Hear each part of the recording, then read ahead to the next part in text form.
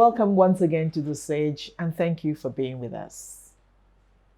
Today we continue a very, very important part of what we've been rolling out in the past few weeks, where we've been looking at the critical issue of nation building. It's so important.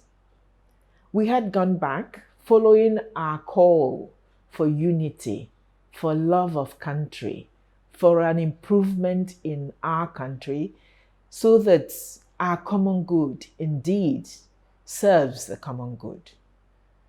It was a journey, if you remember, we began last year, way before the elections began, when we put out a call of action. We have followed it through,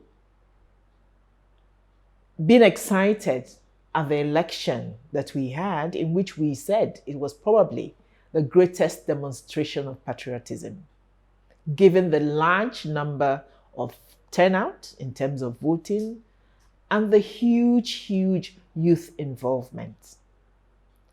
The election itself has come and gone, but our country still needs to be built. And therefore, in that spirit, we go on to discuss how all of us, because each of us has a role, how all of us must continue to work, no turning back, to make this country a great one, no matter what is happening and no matter what is ahead. We've dealt with various important segments of our country that we felt were critical in this nation building. We had looked at the issue of young people's role, continued youth movement. We had looked at the issue of the important role of the family. We had looked at issues of media and art as nation building tools. And today, we turn to the topic of religion. Religion is so critical, so important in most people's lives, and has huge potential. I'm sure you agree with me. What should be the role of religion in building our country, in making it indeed a great country? What can we do? Who should we listen to? Who do we turn to? And I begin the series, a few episodes on religion, feeling indeed very privileged to have a renowned guest in this area. Before I introduce my guest to you, let me say that it will come as no surprise when he comes on set and speaks. Let me also say that I feel humbled and privileged to have him with me. He's a great man of God, a great servant of God, somebody with passion, determination, somebody who has achieved so much and totally equipped to discuss this issue. Stay with me. When we come back, I will unveil our guest to you.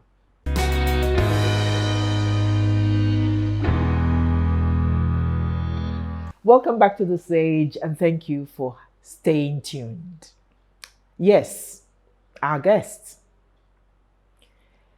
As I said before we went on break, he's a man of passion, a man of strong views, a man whose record is unparalleled in terms of love of country and courage in addressing the issues we have faced in the past and today in our country. My wonderful guest is indeed Father George Ehusani. Well, I'm happy to be here. Father George is more of a professional than any of us can ever hope to be in this business of reflections, of interviews, of discussions. And therefore, to get him to come and face the camera on the other side was no mean task. But a special privilege for all of us,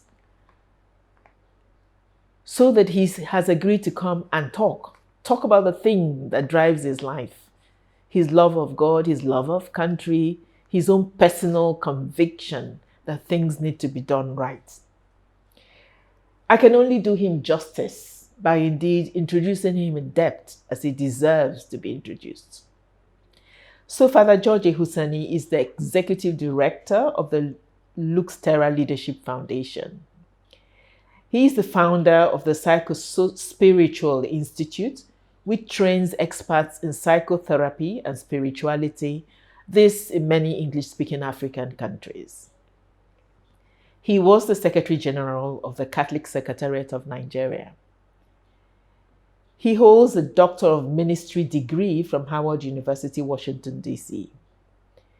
He has for several years been a member of the editorial board of the Guardian newspapers, a member of the Board of Trustees of the Center for Values in Leadership, the Nigerian Sodium Study Data and Safety Management Board, as well as the Institute of Conflict Management and Negotiation Analysts. He is an honorary fellow of the Nigerian Psychological Association, a theologian, a teacher, a human rights defender, a courageous believer in country, in integrity, in things being done right. He's also an amateur poet, a musician. Many who have had the privilege of listening to many channels like the Lumen Christi and so on would have in the past heard Father George perform. He has published over 20 books, written several journal articles, and presented numerous papers covering a wide range of issues, from the dynamics of justice and peace to the critical role of leadership for societal development.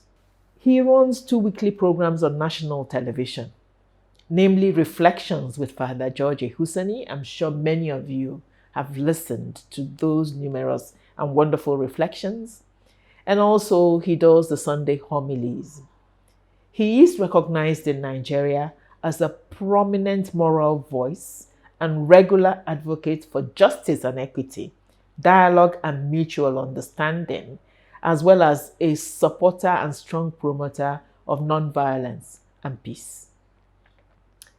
His leadership formation programs, his pioneering psychotrauma healing training workshops, his justice advocacy, as well as his inter-dialogue initiatives have over the years been widely acknowledged. And as a result, he has received numerous awards, including the 2017 Konrad Adenauer Prize for International Development. Father George Ehusani, welcome. Thank you for having me. I never thought this day would come because I've heard you in several fora myself, and I know how incredibly busy you are. And so I've been scheming to get you on the stage. And it's, this is indeed the day that the Lord has made. Thank you for being with us. Thank you for inviting me. I'm happy to be here. Great. Father, let me start. You've put in many, many years in this your passion, in this your service to God and humanity.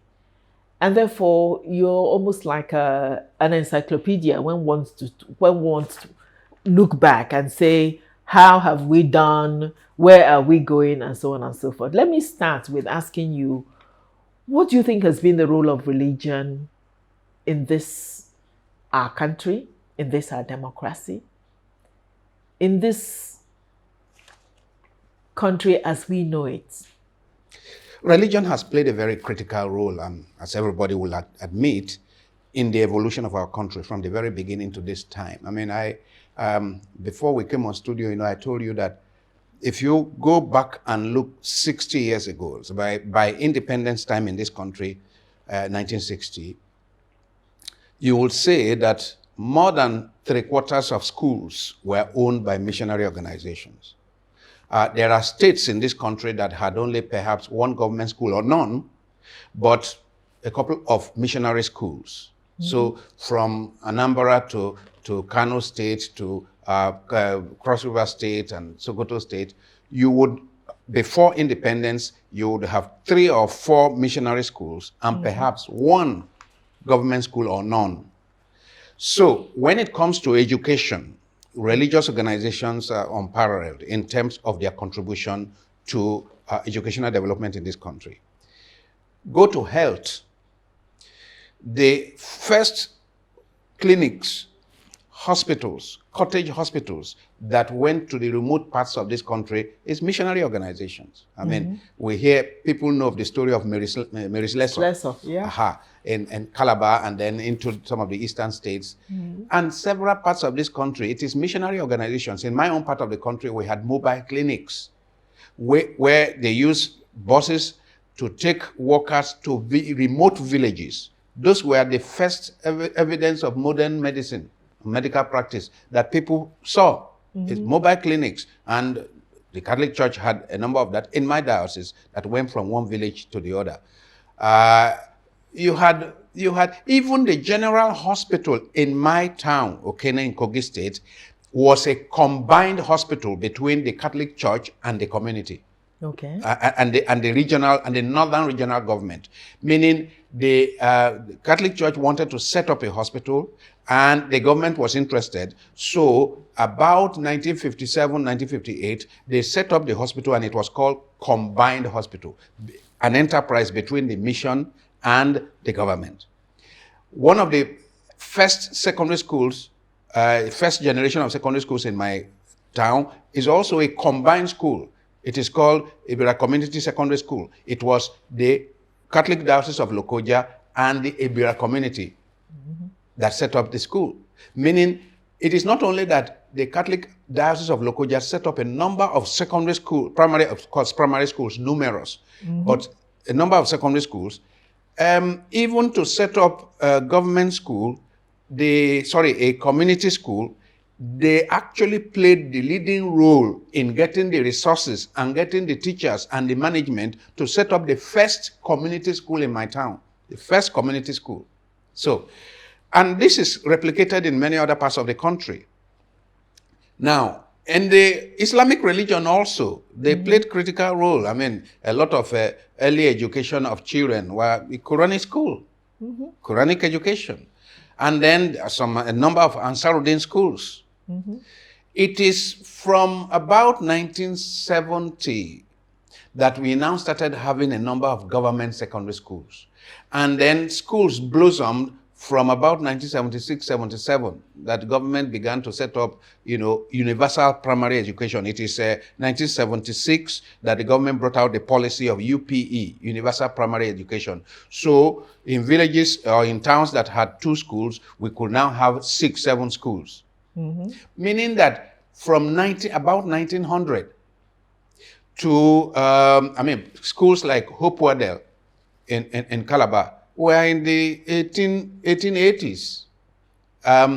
You had Baptist high schools, you had all kinds of secondary schools that were set up before 1900 in Nigeria. And it was almost all missionary schools. The first government school will be King's College in Lagos. Now, in the last 40 years, we have had a number of government schools, but what it did, unfortunately, is to bring down the quality of education. Literally run down education. Yeah, before you go into, I agree with you, but before, let me, agree with you, because I am a product myself, like many of us, of a missionary school. Yeah. Went to Holy Child Lagos. So for many of us, our memory is being taught by reverend sisters or whatever. And so what you're in effect saying is that for many years, the people who were educated were actually produced by missionaries. So the missions played foundational role in the educational development of this country. And I also say in the health development of this country. Also in the social welfare, because missionaries, like the work that Mary Slessor did, missionaries opened the eyes of the people to the fact that killing twins is not good. Also, setting up leprosaria setting up vocational centers. Missionary agencies were involved in setting up a lot of projects for the common good at a time that people's awareness was still very poor about this common good enterprises. So not only schools and hospitals, but vocational centers, and also in stopping things like killing of twins. And so the development of Nigeria, the religious groups played critical roles all along. But you know that there was a rupture. Yeah. Something happened between 1970 and 1973, beginning from East Central State. They take over, the forceful appropriation takeover by the military government of schools.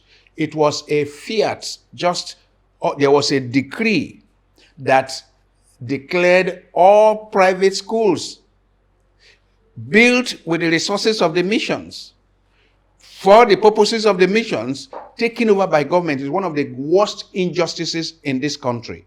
That just by fiat, the military decreed that all those schools were now government schools. That is great. And I want to now lead you on to my next. So what do you think is the situation today? What is the role of religion? The situation today is that, like I mentioned, the rupture, for when it comes to educational development, there was a lull for many years. Until about the last 20 years, when there was a new policy to allow individuals and religious bodies groups to set up schools and universities. Some states returned schools to the missions, and then the missions now try to see from the wreckage of those schools how they can repair them. Then some individuals, a number of individuals now got into education. So you now have, if you take Abuja, for example, or Lagos, you will see that schools, primary, nursery, primary, secondary, and tertiary, set up by individuals, are now more in number than those owned by missionary organizations today. However, the missions or the religious groups still have a lot of role that they are playing. Religion gives people transcendental values, helps people to form or forge transcendental values that help them to live their lives on a daily basis. So the choices people make on a daily basis the choices are often influenced by their religious perspective, by their transcendental values. I remember that my friend Bishop Hooker used to say that when they say, oh, people are going to church, and yet the country is still as bad as this. And he says, let me tell you that it is religion that is preventing the poor from killing the rich. Meaning well, that's interesting. It says if you say, it's like people who say that education is expensive. So, well, if you say education is expensive, try ignorance.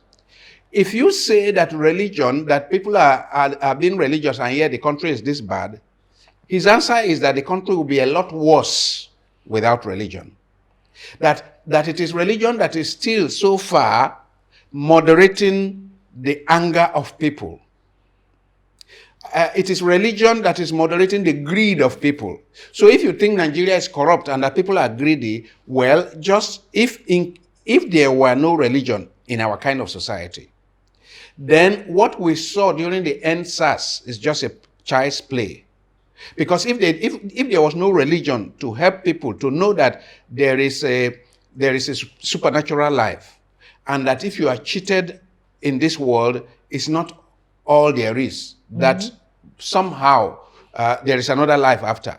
If you don't have that, what it means is that if you feel cheated in this life, you take it out on the one you think is cheating you in this life, by any means. So there would have been more violence. There could have been more corruption. Oh, somebody will say, okay, in China, other countries that are not religious and running well. Well, China has thousands of years of civilization, and the structures are in place. In this country, the structures are not in place. Sanctions are often not in place. So if religion is not there to moderate the behavior of people, the anger of people, then what can happen is a free-for-all, which we do not pray for. So even now, where the influence of religion In education, it's not as much as it was 50 years earlier. In healthcare, it's not as much as it was 50 years earlier. Even now, religion is still playing a lot of role because close to 90% of Nigerians either go to mosque or go to church regularly.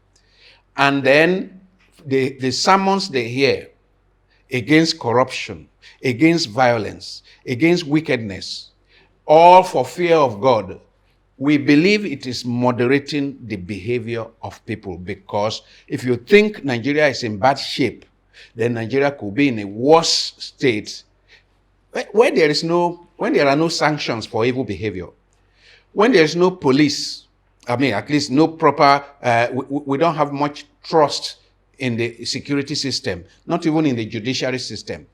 So it means what is helping us to continue to stay above waters today is the consciences of people. And what is it that is helping people to build those consciences? It's the religious groups. Okay, that's a very important point. The fact that the restraining factor. The restraining factor of our sense of the supernatural, our sense of our transcendental values. Okay, which organization is as powerful as religion or religious groups in helping to form values? The values we hold about respect for life, dignity of human life, respect for the let's say the men, respect your wives, respect the female child that is as valuable as the male child, and so on. Religious organizations are the ones that are powerful enough to help form these values in people. Otherwise, the society has been so destabilized with colonialism and the destabilization that came into our society. The various socialization processes that we used to have are no longer there. People that no longer have these cohesive villages where they grew up and passed through rites of passage that formed a young girl into a woman, or a young man, a young boy into a girl, into a man. Those structures are no longer there. Mm-hmm. Therefore, if you go to check, you see that religion has been trying to patch it up, to fill the gaps, in order to help these youths to be people of character, to be people of integrity. Religious groups have been helping. I know that there's all kinds of charlatanism all over the place now. Yeah, I was going to say. So not all religious groups are on the same level in terms of their contribution to national development. You have in Christianity, for example, you have a lot of groups that are called religious groups that the preachers are more like motivational speakers. Well, it has its role. The motivational speaking has its role in helping people for national development. But I'm talking about religious groups that are into promoting integrity, wholesome lives, into promoting love for neighbor, into promoting authentic patriotism for one's country, love for one's country. A number of religious groups are doing that. I know they can do more.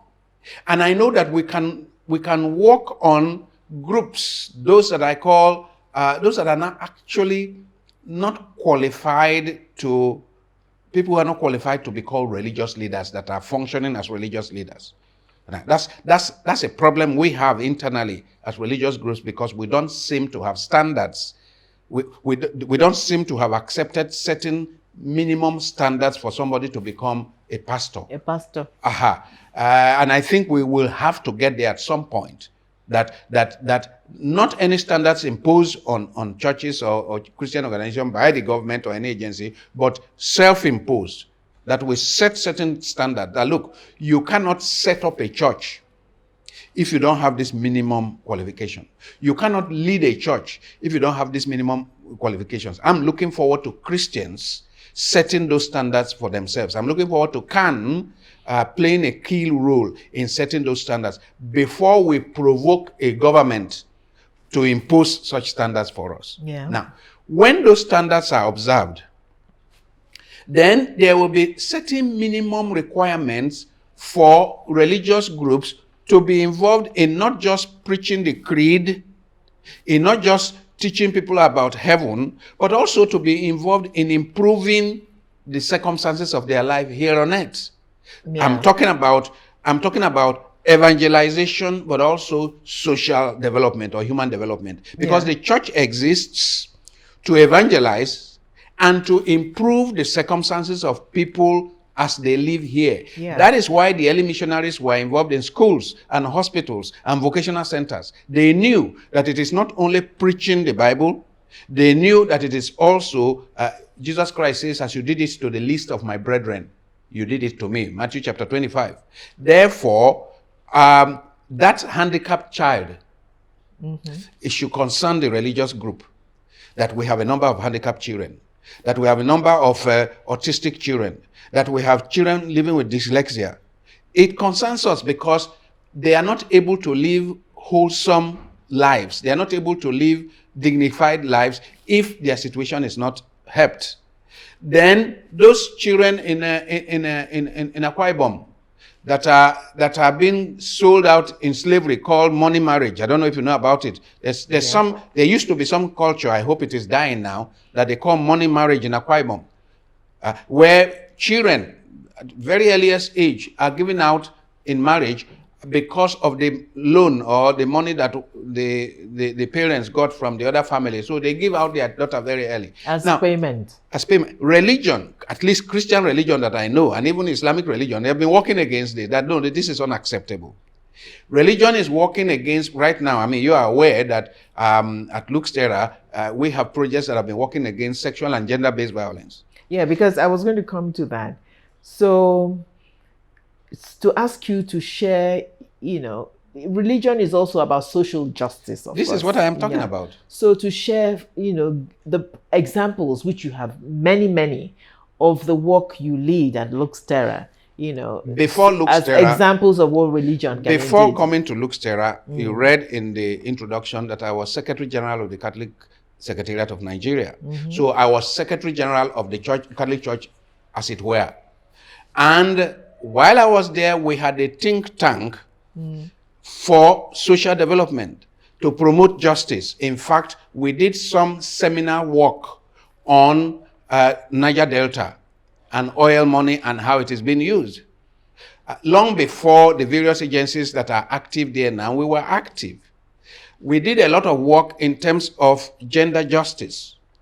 We had 5 thematic areas, including oil money and how it is being used. And that is how people like Bishop Kuka got involved in the Ogoni and the oil spillage and justice in that area. He eventually became the secretary of the national group put together to reconcile the people of Ogoni and the Nigerian government.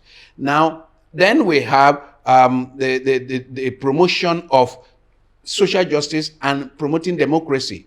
In 2003, while I was Secretary General, the Catholic Church mobilized 30,000 election observers. That's a contribution to national development. At that time, there was no other agency that could mobilize as many.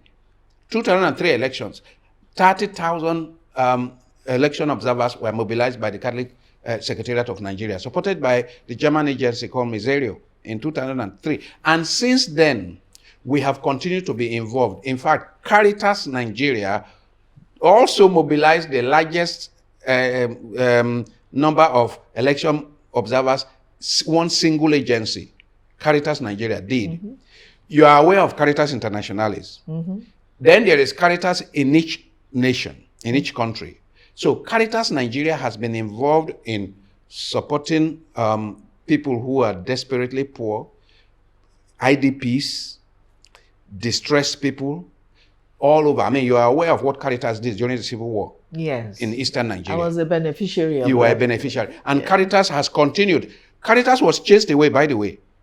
Caritas was chased away by the Nigerian government on account of helping suffering people of Biafra in those days. However, Caritas came back. While I was Secretary General, Caritas came back to Nigeria, and we set up Caritas Nigeria and have continued the work that Caritas is known to do all over the world.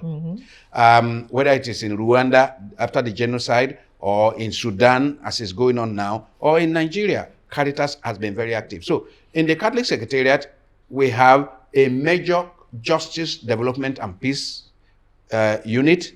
And then there is Caritas unit.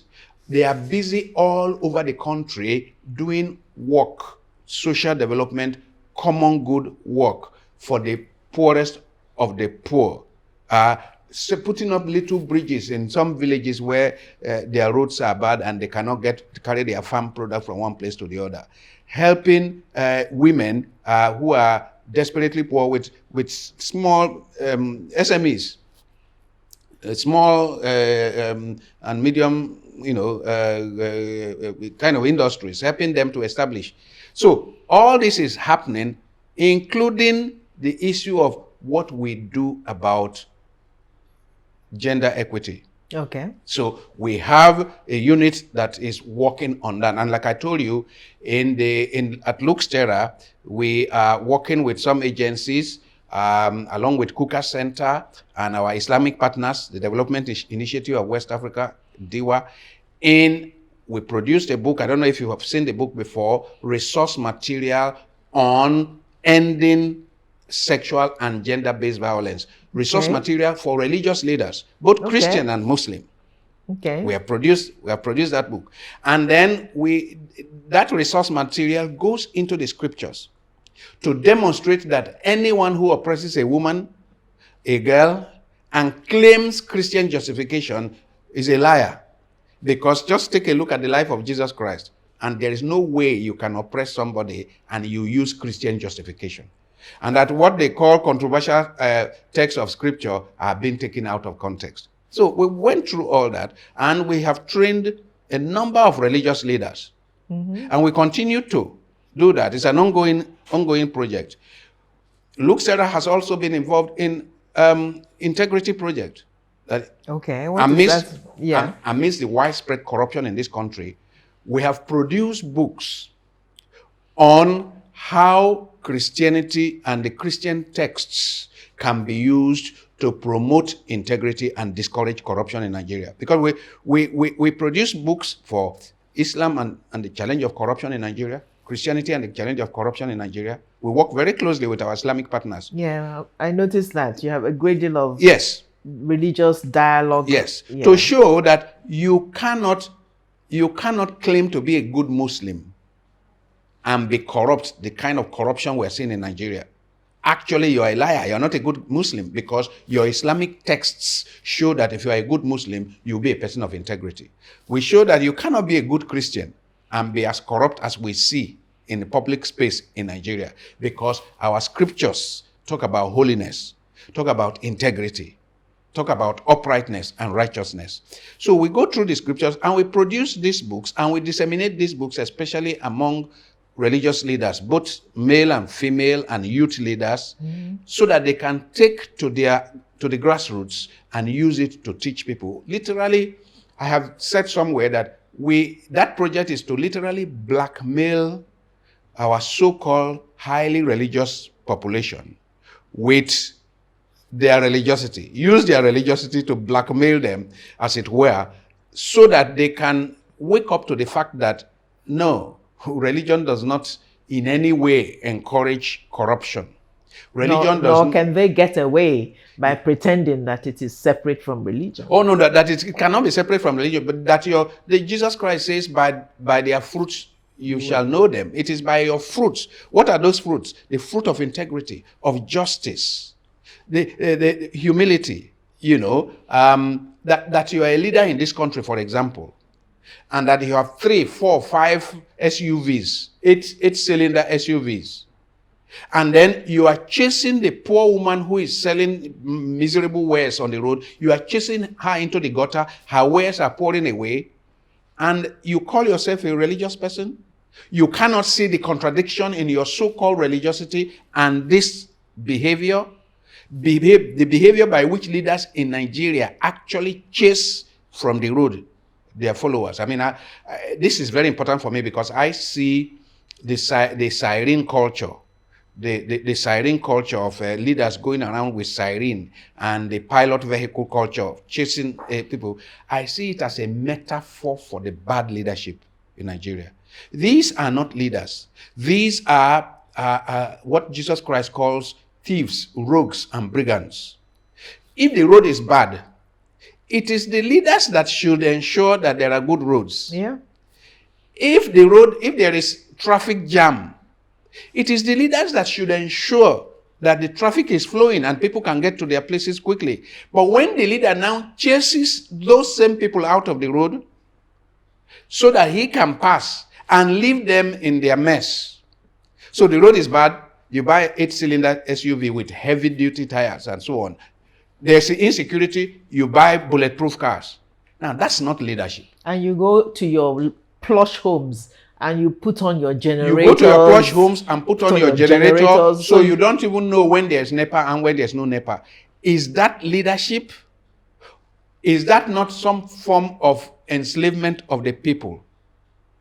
Our leaders relate to us the way monarchs relate to their subjects. See the difference? Yeah. We are supposed to be citizens, along with our leaders, together citizens. And there are citizenship rights that we have and responsibilities. But the way our leaders often relate with us is as if we are subjects and they are rulers. That's what they are. So part of what the church does and what the churches are supposed to be doing is to be constantly educating the people sitting in the pew. Because among those in the pew are those in leadership positions and those who are at the end of this, this misrule. Those who are suffering the most, they are together sitting in the church. It is the responsibility of the religious leader to constantly show that this is not good leadership.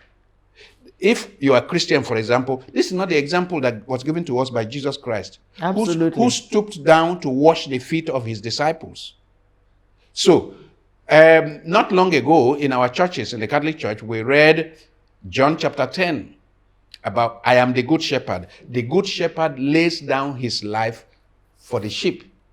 So we use that, and all religious groups are supposed to be using these to show that if you are not, to the extent that you are not like Jesus in your leadership conduct, to that extent are you not a Christian. You're only claiming to be one. Absolutely. I think that speaks for itself. Yes, that speaks for itself. Yeah. So it means that we claim to be religious, but to the extent that we depart from the path laid down for us by Jesus Christ, and we are just like Jesus Christ himself said it, that the rulers of this world make the authorities fair and they lord it over the people. It is not supposed to be so among you. I mean, it was very clear. He did say leaders should be servants. He says, just as I, whom you call Lord, whom you call Master, how I have not come to be served, but to serve. You too are to go and follow my example. Then he stooped down and washed the feet of his disciples. So we have no excuse whatsoever, which is why what I see is that there is a shortfall. There's a bit of a failure in teaching. A lot of people read the Bible, but appear to just take what they like out of it. I was young and I am old. I have never seen the righteous man's son beg for bread.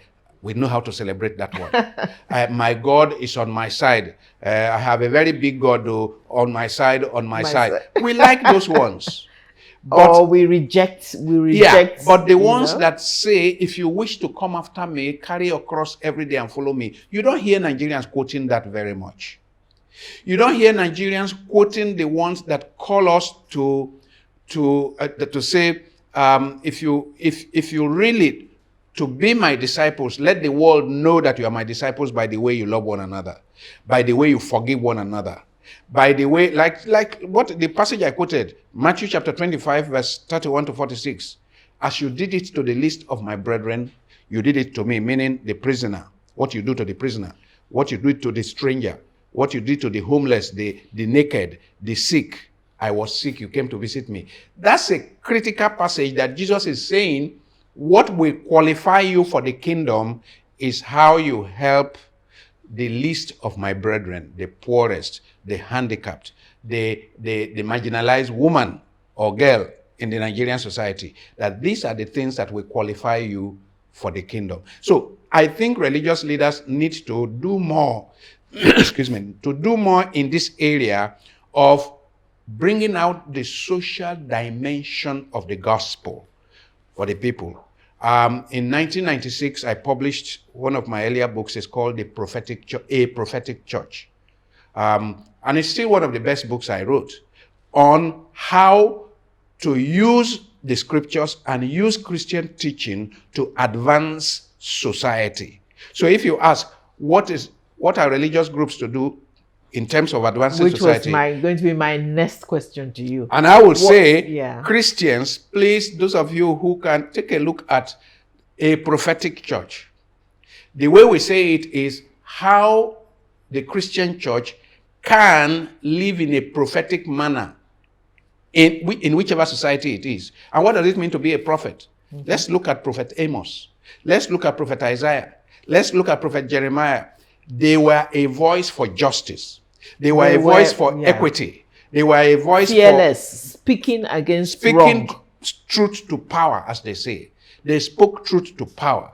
And I would say that religious leaders particularly should be careful in a society that is so poorly governed. They should be careful about closeness to people in positions of power. I like because the people in the positions of power can easily use them against the people to stay in power. So religious leaders should always be careful. In fact, it is Cardinal Onaiyekan, John Onaiyekan, who said sometime in the past, that when there is an unholy marriage between church leaders and people in government, we know who is the husband. Meaning that when religious leaders are not being prophetic and they hobnob with people of political power, people with political power and economic power, what often happens is that those ones try to put them in their pocket, bribe them, make them their own mouthpiece, rather than being the mouthpiece of the people, rather than being the voice of the voiceless. By the way, while I was at the Catholic Secretariat, and I think they have had several editions of it, we produced a book that we call The Voice of the Voiceless, where we actually outlined the communique of the bishops since 1960. The various communiques and how major parts of the communique at each one of their meetings, they have 2 meetings a year, each one of their general meetings, how they have taken on issues that bother the nation, issues that affect the poor, how they have taken on these issues at each one of their meetings in the last 63 years.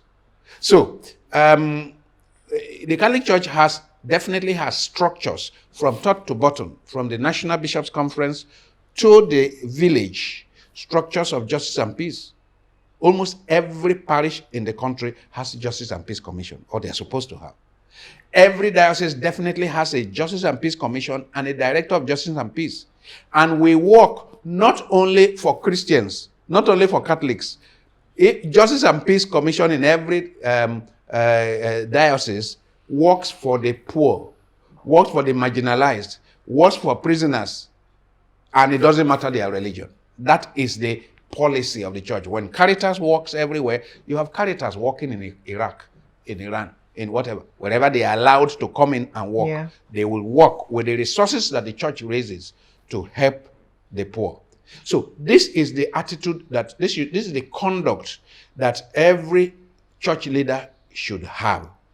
And I'm saying every religious leader, meaning the Islamic groups do not exactly have all the kind of structures that I've outlined, but they too have certain structures to reach out to the public, to be involved in development. The partners we work with, Development Initiative of West Africa, they are doing a lot of things also. And when you ask what can religious groups do, our partners, for example, are working to moderate the the terrorist sentiment, the fundamentalist sentiments that leads to terrorism. They use their religious resources, they use Islamic jurisprudence to moderate those views, to help people to recognize that these extremist views are not mainline Islam. And these are not mainline Islamic views. So they are constantly researching and bringing out papers to help the moderate Muslim know that, okay, this is the path that will lead to development, not the kind of thing that they are talking about. And the kind of thing that the fundamentalists are talking about is not the authentic view of Islam. Now, to what extent they are succeeding, I do not know, but they are making a lot of effort in that regard. Just as we are making a lot of effort. Some of the people we bring in at Luxtera, the people we bring at Luxtera, for example, there are Christians that is the first time they are sitting down with an Alhaji. We bring Christians who that's the first time they are sitting down with somebody with a hijab. And vice versa. We bring people with hijab who this is the first time is sitting down with a Christian pastor, eating together on the same table. And we bring them together for 3 days, for 1 week. And usually the story is always a very glorious one of friendship across the board. Father, thank you so much. I just felt like leaving you to talk some more because a great deal of what you're saying has so much wisdom in it. And as I look back, you, even before waiting for the question, you had answered it in terms of the things as a religious leader yourself, but also one that collaborates across religion, the important things that religious leaders and religious people in general should do. The fact that they are supposed to be champions of social justice. They're supposed to be spreading the message of love for one another, and also love and empathy in recognition that things need to be equal. Bounty needs to be distributed equally, but also that religious leaders particularly must be courageous advocates of justice. Absolutely. Yeah. And be able to speak truth to power. If I have 1 more minute, it is to just add that I admit, as a religious leader, I admit that there's a lot of abuse of religion in Nigeria. So one of the things we do is to help people, Nigerians, to see that do not look at religion or judge religion with those who are abusing the religion. Okay. Yeah, don't judge religion with those who are abusing religion. I mean, if you go through the history of religion in this country, why bringing me some pastor that is defrauding people as an example of Christian religious leadership? Why don't you bring me the example of that priest in the village who has been for the past 20 years in a village helping people, helping them to find potable water, helping them to get to hospital, helping them to do this, and who is attending daily to their desperate need, taking pregnant women to the hospital for delivery. We have numerous such examples of religious leaders. Yeah. But what often happens, especially on social media, that feeds on scandals, is to bring maybe somebody, a religious leader that impregnates a child or whatever. Those are not examples. Those are not examples, the best examples of religious leaders. The best examples of religious leaders, and thousands of them, are people who are quietly doing their work in the remotest parts of this country for our national development. I mean, I don't think we will have a better end than that. Thank you very much. The best examples of religious leaders are often silent. Unknown. Working daily, continuously for their congregation, for their parish, but across religious... They are not on social media. Yeah. Helping out, supporting, advising, counseling, giving spiritual hope and life. And there are many, thousands and thousands like that. And that, in the end, has to be set out, like we're saying it on this program, because too many times we tend to focus on the aberrant ones. On the scandals, yes. Yes. But so due recognition to that. but also saying that the fact, also admitting that given the many problems that exist in our country, particularly social problems, they can do more. Yes, a great deal more needs to be done. We need to intensify efforts. And as the rest of us within the country, within the populace, strive to do that, we will continue to look to our religious leaders to lead by example, so that we can follow you courageously in saying, in speaking out when things are not right, but also in applauding and highlighting the things that are good that is happening in our country. Correct. Father George Ehusani, thank you so much for coming on the stage. Thank you for having me. And for reaffirming for all of us that religion and religious leaders play a critical role in our national development. We need them. It is you and everything you represent across religions that give us hope, that teach us love of each other and one another. And therefore, you are the pillars that will, in the end, produce patriotism and love of country. So we thank you. We ask you to please continue the work as we all hope and pray and wait for the day that our country, Nigeria, will take its rightful place in history. Thank you. Thank you for coming. Thank you very much.